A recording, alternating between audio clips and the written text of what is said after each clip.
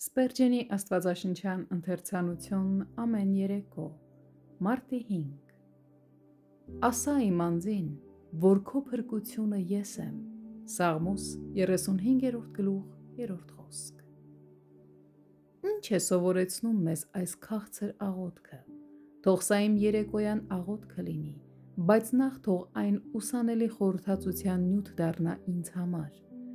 նախ խոսքն ինձ սովորեցնում է, որ Դավիթը կասկածներ ուներ, այլապես ինչու պիտի աղոթեր ասա իմ անձին քո փրկությունը ես եմ,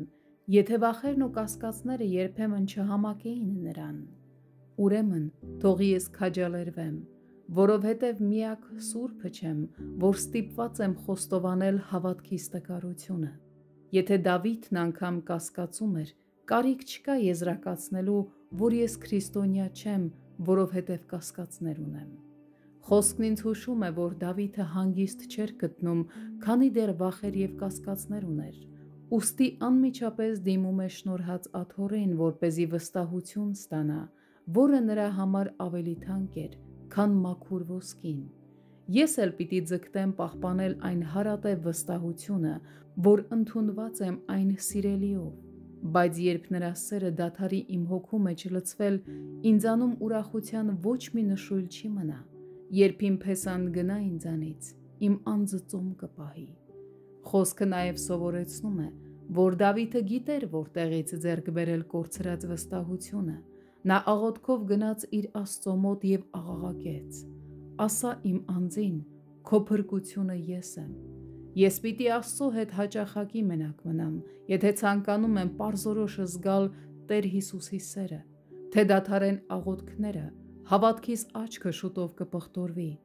որքան շատ ժամանակ անցկացնենք աղոթքի մեջ, այնքան շատ կլինենք երկնքում, որքան քիչ լինենք աղոթքի մեջ, այնքան դանդաղ կաճենք հավատքի մեջ։ Ես նկատել եմ, որ Դավիթն իրեն բավարարված չէր զգում, քանի դեռ իր վստահության աղբյուրն անձամբ Աստծուց չէր։ Ասա իմ անձին, Տեր, անձամբ դու ասա։ Բացի աստվածային վկայությունից ուրիշ ոչ մի բան չի հանգստացնի ճշմարիտ քրիստոնյայի հոգին։ Ավելին, Դավիթը չէր կարողանում խաղաղություն գտնել, քանի դեռ իր վստահությունն անձնական բնույթ չէր կրում։ Ասա իմ անձին, Տեր,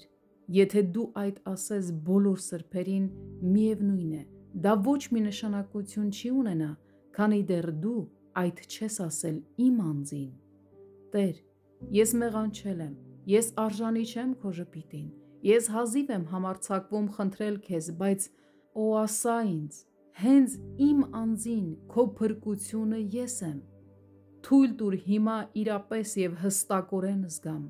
որ ես հավերժ քոնն եմ, իսկ դու իմը։